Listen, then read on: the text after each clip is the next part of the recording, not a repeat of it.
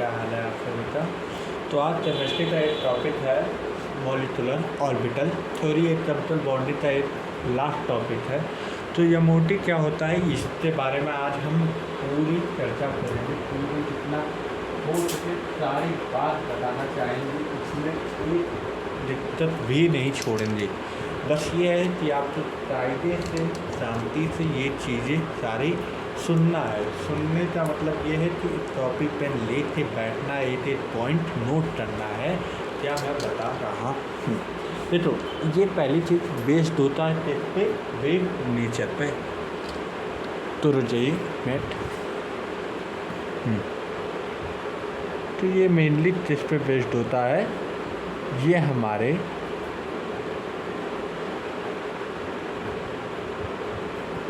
Wave nature पे based होता है। ठीक है, दिख रहा है आप लोग? तो 1 मिनट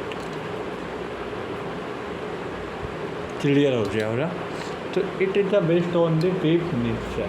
अच्छा, वेव नेचर, इससे पहले तुमने स्ट्रक्चर ऑफ एटम में आपने पेन पर क्वांटम नंबर जब निकाल रहे थे तो उसमें एक वर्ड आया था ओरिएंटेशन। ओरिएंटेशन 2 प्रकार का होता है, एक प्लस का हाफ होता है, एक माइनस का हाफ होता है। अच्छा, प्लस का हाफ और माइनस का हाफ क्या मतलब होता है ये बताने जा रहे हैं।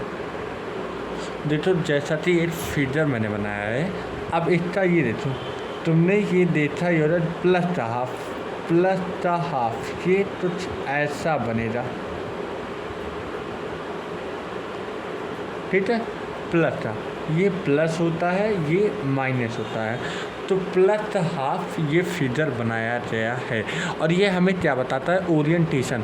ओरिएंटेशन में तुम जानते हो इलेक्ट्रॉन जब रखा जाता है तो इसमें जब सबसेल में मतलब लास्ट में जब इलेक्ट्रॉन रखा जाता है तो एक ऐसा यूँ किया जाता है और एक इस तरफ से किया जाता है।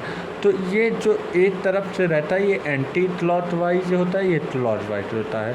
तो ये प्लस हाफ होता है, एक माइनस हाफ होता है। ये ओरिएंटेशन एक ऐसे दिखाता है और एक दूसरा ओरिएंटेशन जो है वो कुछ ऐसे होता है। कैसे होता है? ऐसे, कुछ ऐसे हो जाता है। तो ये माइनस पहले आता है, फिर इसके बाद प्लस आता है। तो ये कितना ओरिएंटेशन शो हो रहा है, एक माइनस का हाफ का ओरिएंटेशन शो हो रहा है।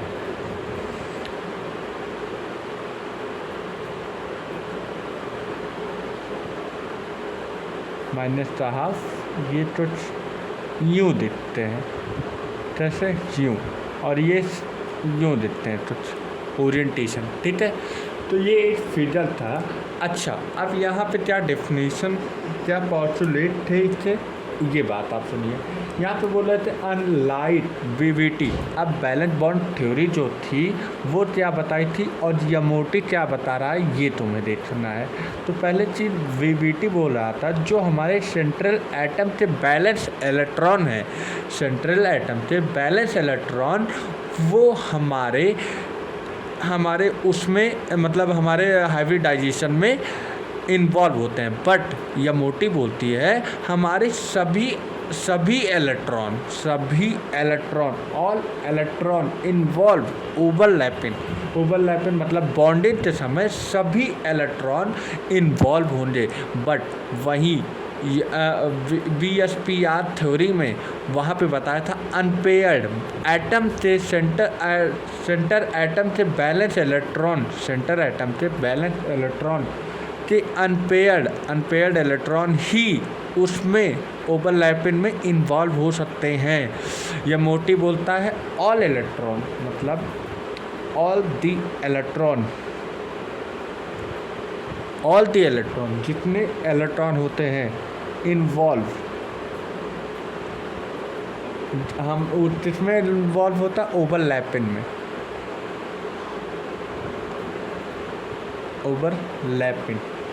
ड्यूरिंग बॉन्डिंग, और किस समय, बॉन्डिंग के समय। तो हमें इतना तो विश्वास है, तुम्हें कॉन्सेप्ट एकदम विजुलाइज करवा दिया मैंने कि क्या कैसे होता है। तो यहाँ पे बोले थे ऑल द इलेक्ट्रॉन, क्या बोले थे, all the electron. BSPR theory में क्या बोले थे, बैलेंस सेल के इलेक्ट्रॉन वो ओवरलैपिंग में भाग लेते हैं। तो यमोटी जनरली पॉलीसेंट्रिक होते हैं, यमोटी जनरली पॉलीसेंट्रिक होता है। Molecular orbital theory, orbital theory are polycentric. कैसा होता है, पॉलीसेंट्रिक। अच्छा, इसका मतलब क्या होता है, पॉली मतलब बहुत सारे, सेंटर मतलब सेंटर। जैसे unlike atomic orbital, atomic orbital भी पॉलीसेंट्रिक होता है। ये तुम कहाँ पढ़े थे, स्ट्रक्चर ऑफ एटम में ये सारी बात बताई गई थी पॉलीसेंट्रिक। लेकिन ये जो मैं बता रहा हूँ ये यहाँ पे केमिकल बॉन्डिंग में ही बताया जा रही है। यमोटी में सारे इलेक्ट्रॉन इन्वॉल्व होते हैं ओवरलैपिंग के समय, क्योंकि बॉन्डिंग बनते वक्त। ठीक है, अब इसके बाद क्या है, तीसरा पॉइंट, जो हमारे यमोटी में जितने हमारे मतलब जितने ओवरलैपिंग से हमारी जितनी बॉन्डिंग बनेंगी, जितने बॉन्डिंग बनेंगी वो किसके बराबर होगा, एटॉमिक ऑर्बिटल। मतलब जितने हमारे पार्टिसिपेट करेंगे एटॉमिक ऑर्बिटल वो हमारे किसके बराबर होंगे, रिजल्टिंग मॉलिक्यूलर ऑर्बिटल। फिर से सुनो मेरी बात, number of participating atomic orbital is equal to molecular orbital. मतलब जितने हमारे पार्टिसिपेट करेंगे एटॉमिक ऑर्बिटल उतने ही हमारे क्या बनेंगे, मॉलिक्यूलर ऑर्बिटल। क्या बनेंगे, मॉलिक्यूलर ऑर्बिटल। क्या बनेंगे, मॉलिक्यूलर ऑर्बिटल। अब ये जरा हम वर्डिंग में लिख देते हैं, number of participated, number of resulting बोल दो, नंबर ऑफ रिजल्टिंग। क्या रिजल्टिंग मिलता है, मॉलिक्यूलर ऑर्बिटल। भाई मॉलिक्यूलर ऑर्बिटल ही तो मिलता है, मॉलिक्यूलर ऑर्बिटल। क्यों, क्या हमें कब मॉलिक्यूलर ऑर्बिटल मिलता है, जब हमारे कौन पार्टिसिपेट करता है, हमारे एटॉमिक ऑर्बिटल पार्टिसिपेट करता है। तो will be equal to number of participating atomic orbital, participating atomic orbital. ठीक है, ऑर्बिटल या ऑर्बिटल। तो ओवरलैपिंग दो तरीके से देखा जाता है।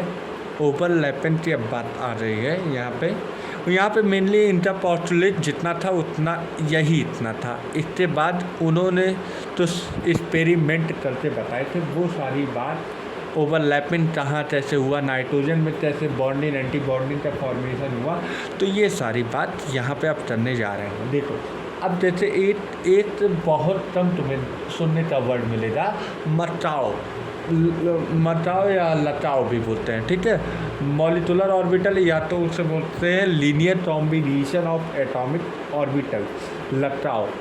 अब सुनो, मॉलिक्यूलर ऑर्बिटल दिख रहा है, हाँ दिख रहा है, ठीक है। Molecular orbital are form by, तो जना कैसे फॉर्म्ड होते हैं, फॉर्म बाई लचाओ,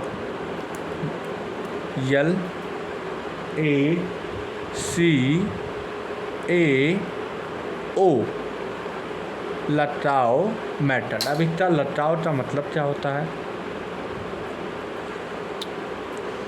इसका वर्ड होता है लीनियर।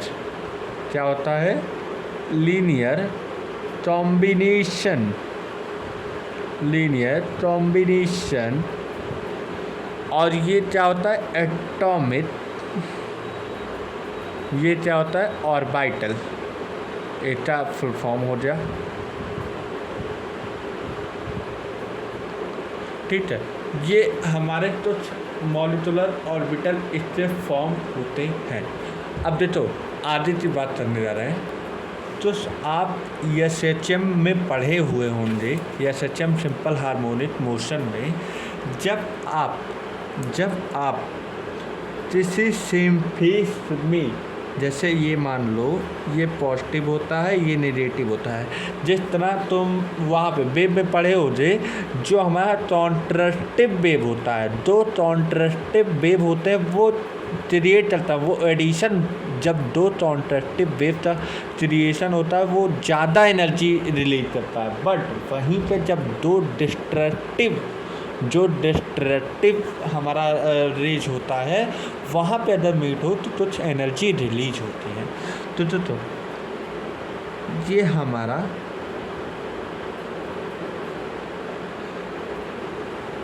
ये फिगर है। तो ये फिगर है, ठीक है। अब फिर एक ये फिगर है।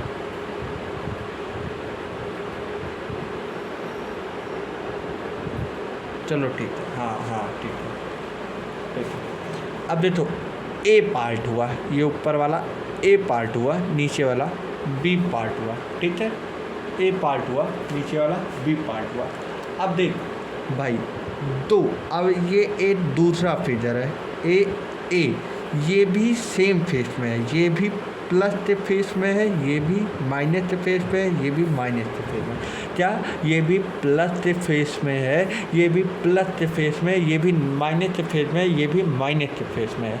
अब इसका जो रिजल्ट बनेगा, इसका रिजल्ट, अच्छा ये देखो कॉन्ट्रैक्टिव वेव में तो नज़र आ रहा है। कॉन्ट्रैक्टिव मतलब एक ही में मतलब अगर बोल दिया जाए भैया, तो मैं कैसे बताऊँ, एक मिनट जो एक रफली बता रहे हैं, जो एक रफली सुनो। जब ऐसा होता है तो ऐसा होता है, ठीक है।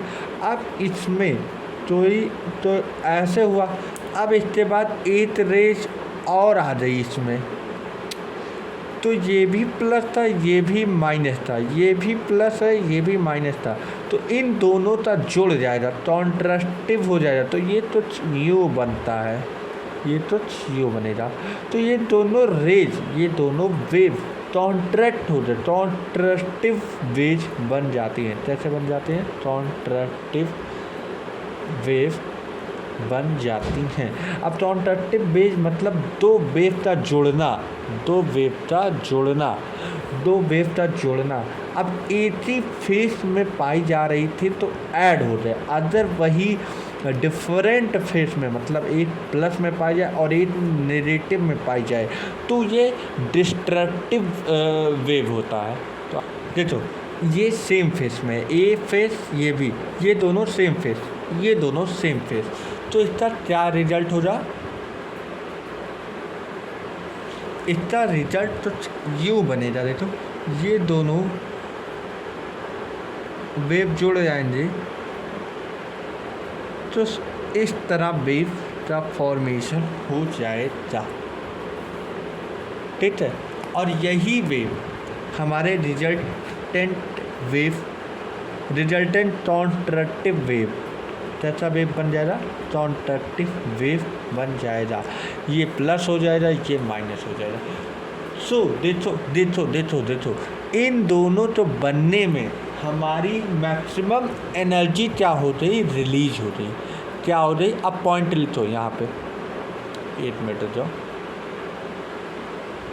हाँ अब सुनो, इन दोनों में पहला पॉइंट ये होता है मैक्सिमम एनर्जी रिलीज हो गई। अच्छा तो वेव बनेगा, तो ही वेव जुड़ेगा।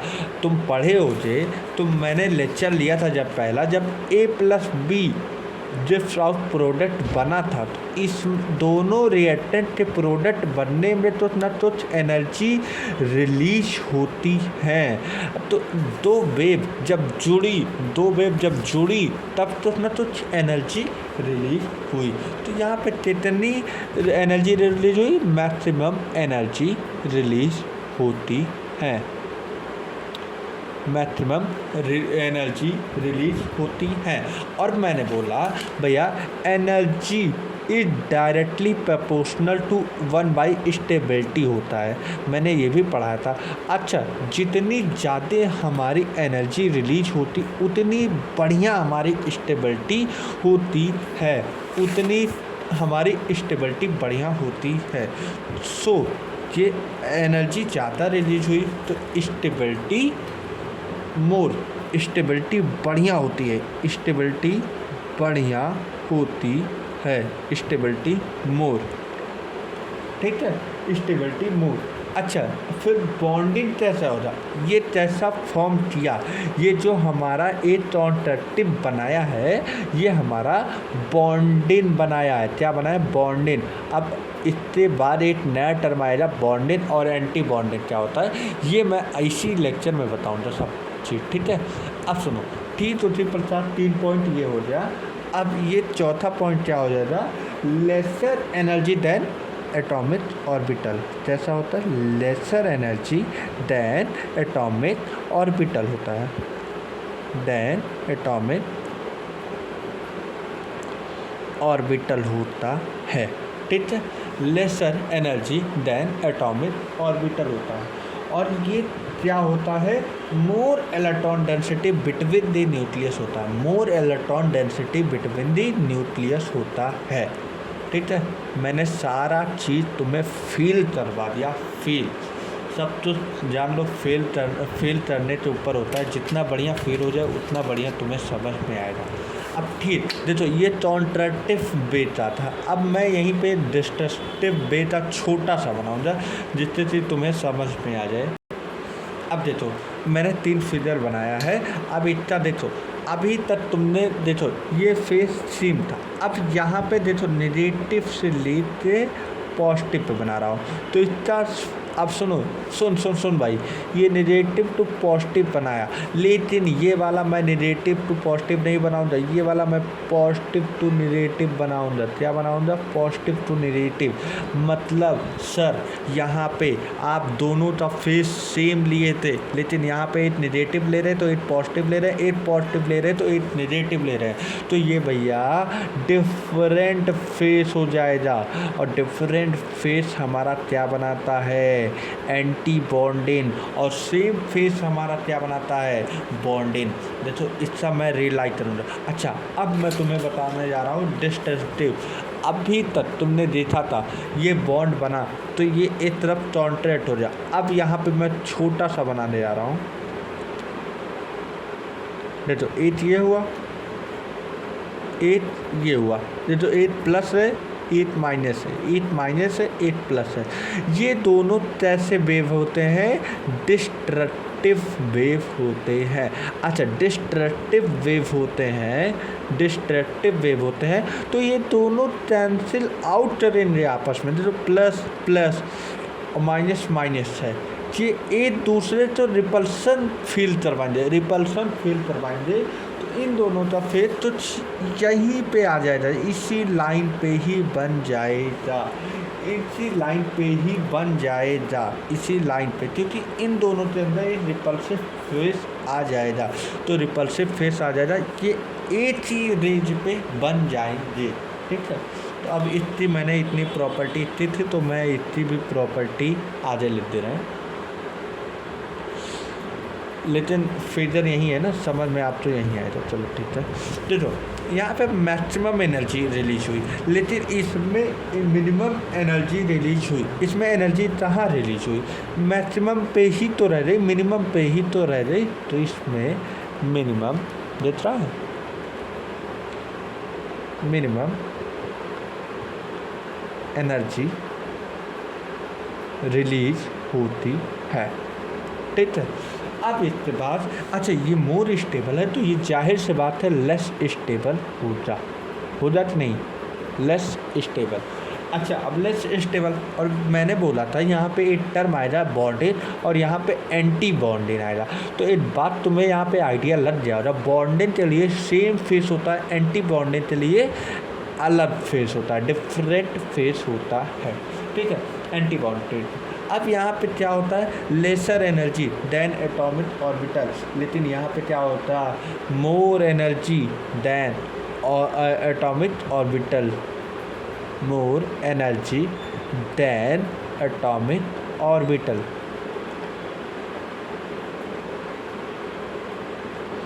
ये था टर्म। देखो अब नया टर्म आ रहा है, formation of H2।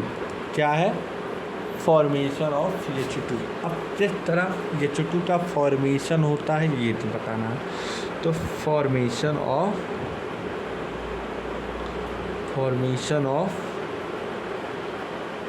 H2 molecule, कुछ मुझे आगे करना पड़ेगा जैसे कि आपको समझ में आए। देखो फॉर्मेशन ऑफ H2 मॉलिक्यूल का कैसे फॉर्मेशन होता है, अब ये देखते हैं। देखो H के पास मतलब 8 मॉलिक्यूल्स ऑफ हाइड्रोजन के पास 8 इलेक्ट्रॉन पाए जाते हैं। अगर मैं उस कॉन्फ़िगरेशन पे बोल सकता हूँ तो 1s1 बोल सकता हूँ कि नहीं, 1s1 पाए जाते हैं। देखो अब इसका बॉन्डिंग और एंटी बॉन्डिंग की बात यहाँ पे बताने जा रहा हूँ। देख H2 की बात किया हूँ तो 2 मॉलिक्यूल्स ऑफ हाइड्रोजन होंगे, तो एक H यहाँ बनाओ। केमिकल बॉन्डिंग में भाई लेकिन ये बात तो है, कलर पेन जमा देती है, कलर पेन से लिखने में मज़ा आ जाता है भाई। ये तो हाइड्रोजन होगा। अब देख भाई जो हमारी बॉन्डिंग होगी मतलब देखो यहाँ पे तुम एसिस मान लो मतलब यहाँ पे हमारी रेफरेंस मान लो, तुम्हारे फिजिक्स के हिसाब से मैं बता रहा हूँ, ये रेफरेंस मान लो, इसके नीचे एक नेगेटिव होता है, इससे नेगेटिव, इसके ऊपर एक पॉजिटिव होता। तो ये नेगेटिव तो हम बोलते हैं लोअर एनर्जी, क्या बोलते हैं, लोअर एनर्जी। हमेशा नीचे लोअर एनर्जी होता है, ऊपर हायर एनर्जी होती है, हायर एनर्जी होती है। और नीचे भैया बॉन्डिंग होता है,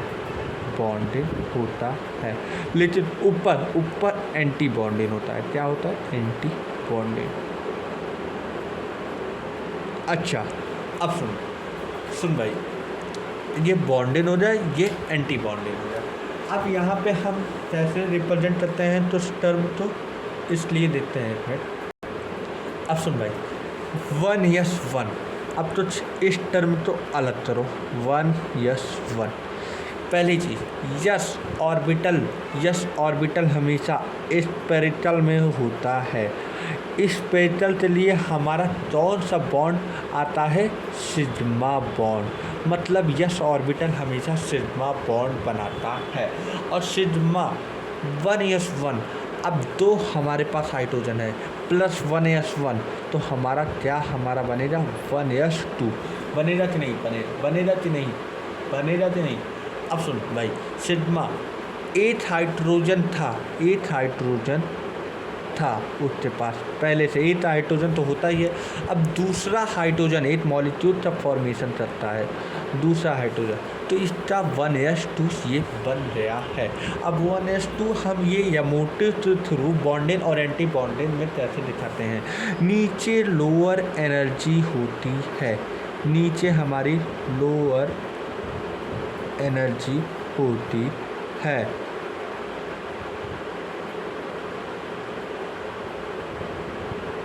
ठीक है। ऊपर हमारी हायर एनर्जी होती है। ऊपर वाला थोड़ी खतरनाक होता है ना, इसलिए रेड से दिखा रहा हूँ, ठीक है। नीचे हमारी बेचारी नाजुक की बॉन्डिंग होती है, ऊपर हमारी एंटी बॉन्डिंग होती है। अब एंटी बॉन्डिंग होती है तो यहाँ पे देखो एंटी बॉन्डिंग में स्टार से रिप्रेजेंट करते हैं, और वही बॉन्डिंग में स्टार से नहीं रिप्रेजेंट करते हैं। तो इससे हम बोल सकते हैं सिग्मा 1s2 बोल सकते हैं कि नहीं, क्योंकि सिग्मा क्यों यस ब्लॉक है, यस ब्लॉक क्या बनाता है, सिग्मा यस 8 है, लेकिन हाइड्रोजन से 2 एलिमेंट है, इसलिए यस 2 सिग्मा 1 यस 2। और लेकिन मैंने बोला एंटी बॉन्डिंग के लिए स्टार हम सोच सकते हैं, तो स्टार सिग्मा स्टार 1 यस 2 इसका हाइड्रोजन का मॉलिक्यूल ये हो गया। अब देख भाई सिग्मा में यस यस ओवरलैपिंग से हमारा सिग्मा बॉन्ड बनाता है और ये यस सबशेल का होता है, ठीक है, यस सबशेल का होता है। तो ये हमारा हाइड्रोजन मॉलिक्यूल का यमोटी के माध्यम से हमारा ये ऑर्बिटल बन गया। और H2 तब फिर हम कैसे लिखते हैं, H2 equal to sigma 1 yes 2, ये नीचे वाला हो जाए, ऊपर anti bonding sigma star 1 yes 2, ठीक है, ये हमारा नीचे वाला हो गया। अब दूसरी चीज़ क्या देते हैं, formation of N2 molecule, nitrogen molecules, formation of nitrogen molecules, क्या फॉर्मेशन ऑफ N2 मॉलिक्यूल। अब ये क्या बताता है, देखो फॉर्मेशन यन मतलब नाइट्रोजन N2। अच्छा, अगर इसका इलेक्ट्रॉनिक कॉन्फ़िगरेशन दिया जाए 1s2 2s2, पहले 1 मिनट इतना 1s2 2s2, फिर इसका देखो 1s2 2s2 नाइट्रोजन। अब तुम बोलो तो सर ये तो आप 4 ही बनाए हैं, 1 मिनट, मैं 4 बनाया हूँ तो इसके पीछे रीज़न है। हाँ 1s2 2s2। अब इसके बाद तुम ये भी तो बोलोगे सर 2p3 भी तो होता है, ठीक है, मैं तुम्हारी बात मान लेता हूँ, 2p3 लिख देता हूँ, लेकिन हम तुम्हें एक चीज़ समझाने वाले थे, वो अब समझाने के लिए थोड़ी समय लेना पड़ेगा। तो देखो 1s2 2s2 जो हमारे होंगे, ये हमारा जो एलिमेंट को रिप्रेजेंट करने का तरीका होता है वो मेनली x y और z में होता है। देखो NCERT बोलती है Z, देखो इसमें 14 इलेक्ट्रॉन होंगे, क्योंकि एक नाइट्रोजन में 7 इलेक्ट्रॉन होते हैं, तो ये टोटल बैलेंस इलेक्ट्रॉन में 14 इलेक्ट्रॉन हुए। तो हम ये बोल रहे थे ये x y z, ठीक है, x y z इतने हो रहे, एक x y z इतने हो रहे, देख 1s2 2s2 1s2 2s2 1s2 2s2 1s2 2s2। तो अब z इलेक्ट्रॉन हमेशा सिग्मा बॉन्ड रिप्रेजेंट करता है, ये NCERT की भाषा है। जो हमारा यस वाई जेड में हमारा जेड जो होता है वो सिग्मा बॉन्ड रिप्रेजेंट करता है, ठीक है। अब सुन जेड हमारा होता, अब इसे कैसे रिप्रेजेंट करते हैं ये हमें देखना है। देख बहुत सारी दिक्कतें होंगी, लेकिन ठीक है मैं तुम्हें बताता हूँ कैसे रिप्रेजेंट करते हैं। पहले सिग्मा 1 यस 2 बना लेते हैं, ठीक है, फिर कॉमा करो सिग्मा स्टार 1 यस 2, कितने इलेक्ट्रॉन आ रहे, 4 इलेक्ट्रॉन आ रहे। अब सुनो sigma 1s2 sigma star 1s2, अब सिग्मा 2s2 आएगा, 2s2, अच्छा 2s2 आ रहा, अब सिग्मा स्टार 2s2, ठीक है। अब उसके बाद sigma 1s2 sigma star 1s2 sigma 2s2 sigma star 2s2। अब उसके बाद पाई की बारी आती है, पाई। अब सुन P3 होता है ना, P3, अब P3 ऑर्बिटल होता है, तो इसे हम बोल सकते हैं 2p 2py 2pz। लेकिन सुन 2z तो मैं 2pz नहीं बोलूँगा, क्योंकि z इलेक्ट्रॉन ये p मान लूँगा तो ये z इलेक्ट्रॉन पाई बनाएगा, इसलिए मैं 2py तक ही लूँगा, 2pz इसे नहीं लूँगा, ठीक है। अब सुन पाई 2px,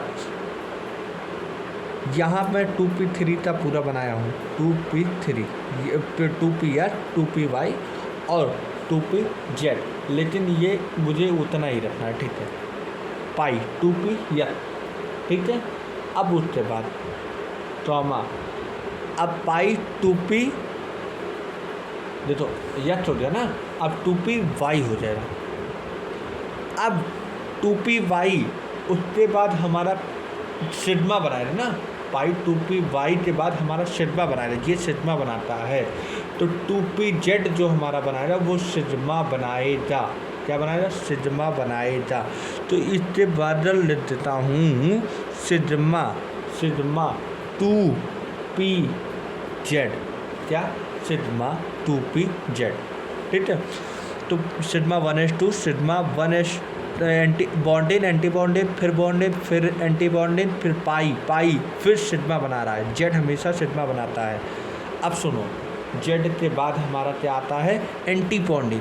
अब ये pi star 2px pi star 2py sigma star 2pz ये हो गया। अब इलेक्ट्रॉन की भरने की बारी आई। इलेक्ट्रॉन की भरने की बारी 2 4 6 8। अब सुन हर चीज़ हर बड़ी में नहीं होती। अब 2px ऐसे हम 2 नहीं भर देंगे इसमें।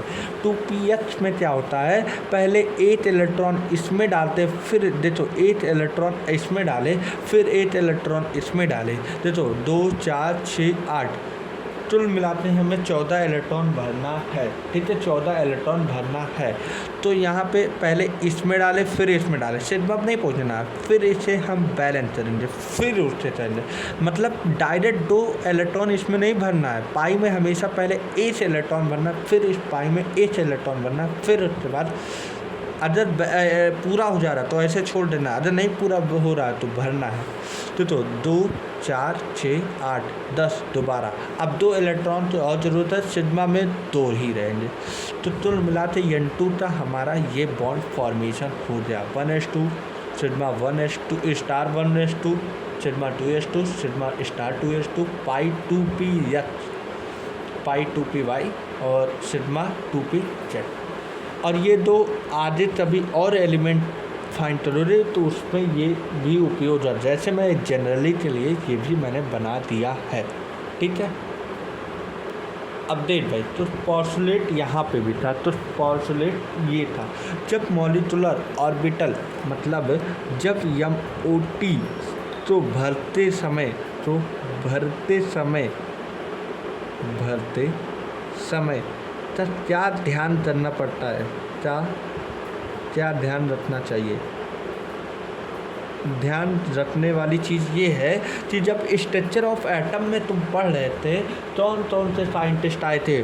ऑफ जाओ रूल। फिर उसके बाद हमारे हुन्स साहब आए थे, हुन्स रूल, पाउली रूल। ये सारे रूल का हमें पालन करना पड़ता है। ये सारे रूल का हमें खास तौर पालन करना पड़ता है। देख नहीं रहा होगा ना, सॉरी, अब देखिएगा, तुम्हें पालन करना पड़ता। देखो मैं दोनों तरीके से पढ़ा रहा हूँ, इंग्लिश हिंदी दोनों, इसलिए CBSE वालों के लिए भी फ़ायदा है, यूपी बोर्ड के, क्योंकि जान नहीं रहे आदमी समझ में आना चाहिए concept. English Hindi no matter सिर्फ एक चीज़ करता है कि आपको कॉन्सेप्ट आना चाहिए। उसके अलावा तुम्हारा नीट हो या JEE हो या क्लास 12 तो कोई भी मैटर नहीं देता। अब जैसे कि मैं एक O2 ऑक्सीजन मॉलिक्यूल का फॉर्मेशन करने जा रहा हूँ। Formation of O2। सर बहुत ज़्यादा माइंड लग जा रहा है भाई, क्या करोगे? लेकिन हर 1 घंटे या 30 मिनट की वीडियो लेकिन तुम्हें बहुत तो सिखाती जाती है भाई। लाइफ की जर्नी बहुत ज़बरदस्त है, इसमें हार भी आते हैं और जीत भी आते हैं। अब देख, मैं तुझे एक ट्रिक बता देता हूँ। ट्रिक बता दूँगा तो तुम्हारे लिए भी आसान हो जा, और फिर आगे तो हमें दुआएं दो दे पेपर देते वक्त। तो एक BABA बाबा जिसके घर में होंगे बाबा तो बोलते हो ना, बाबा BBB। अब ये तो और मत समझ लेना। सुनो, बाबा हमारे बाबा जो है 3 बार BSc किए, तो इसलिए BBB 3 बार BSc किए और 3 बार ADCA किए। ADCA कंप्यूटर का कोर्स होता है, वो होता है। देखो अब इसका मतलब क्या होता है, इसका मतलब होता है बॉन्डिंग, इसका मतलब एंटी बॉन्डिंग, इसका मतलब बॉन्डिंग, इसका मतलब anti bonding, bonding bonding bonding, anti bonding anti bonding anti bonding. अब कुछ जगह अलग अलग केस आते हैं। देखो अब यहाँ पे जैसे कि एक केस आया है 23-12 23-12, यहाँ पे क्या हो रहा, पाई बॉन्ड हो रहा 23-12 पे। देखो 23-12 पे, अब ये कैसे होगा ये मैं बताता हूँ। देखो 23-12 जहाँ पे BBB है, जहाँ पे BBB है बॉन्डिंग बॉन्डिंग बॉन्डिंग, और जहाँ पे anti bonding anti bonding anti bonding है, यहाँ पे तुम्हें रखना पड़ेगा। देखो इसे 1 करो, इसे 2 करो, इसे 3 करो।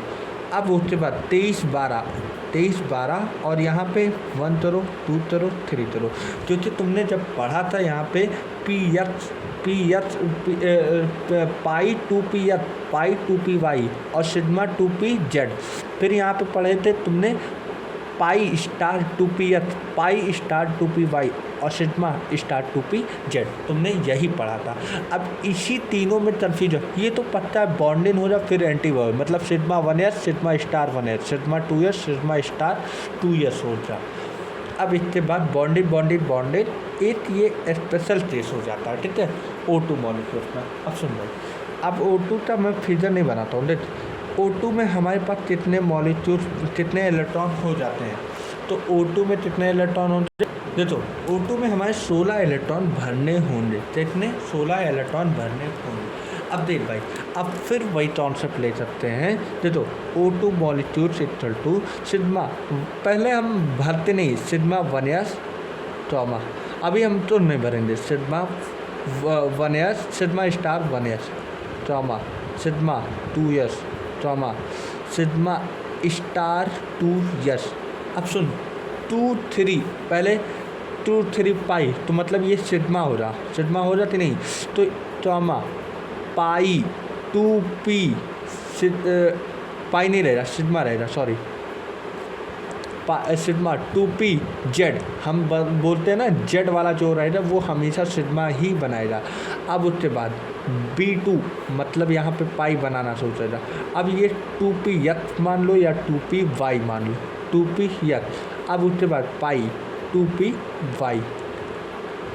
ठीक है। देखो ये बॉन्डिंग 23-12 मतलब 23-12 पे ध्यान देना है, और यहाँ पे 12 ट्रॉमा। अब यहाँ पे सिग्मा स्टार 2Pz ट्रॉमा।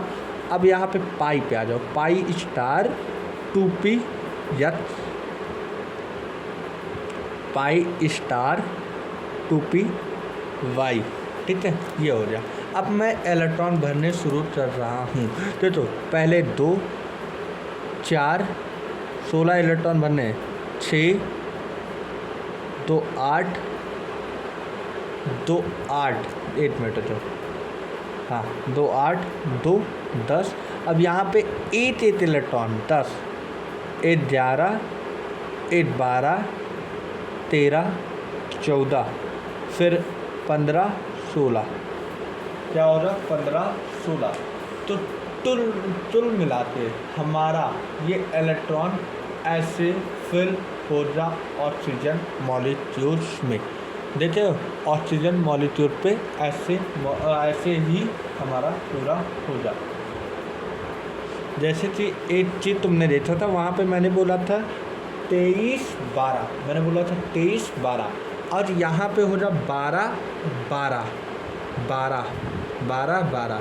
तो यहाँ पे क्या देखना हो रहा है, N2 मॉलिक्यूल पे 12 और 12 मॉलिक्यूल क्या बनाएंगे पाई, मतलब एंटी बॉन्डिंग में 1 2 और फिर स्टार कहाँ जाए 1 2। ये 12 वाले मॉलिक्यूल पे तुम्हें देखना पड़ेगा जो पाई बॉन्ड बनाएगा।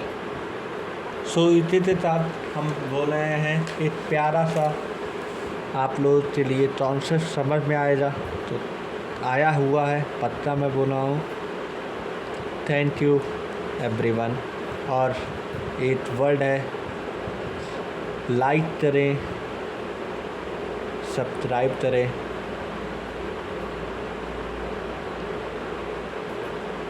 और बेल आइकन तो बजाना। ये तो मेरा घंटी तो अलग है, लेकिन कोई बात नहीं, बेल आइकन तो बजाना ना भूलें और ये वीडियो ज़रूरतमंद लोगों के पास भेजें। Thank you.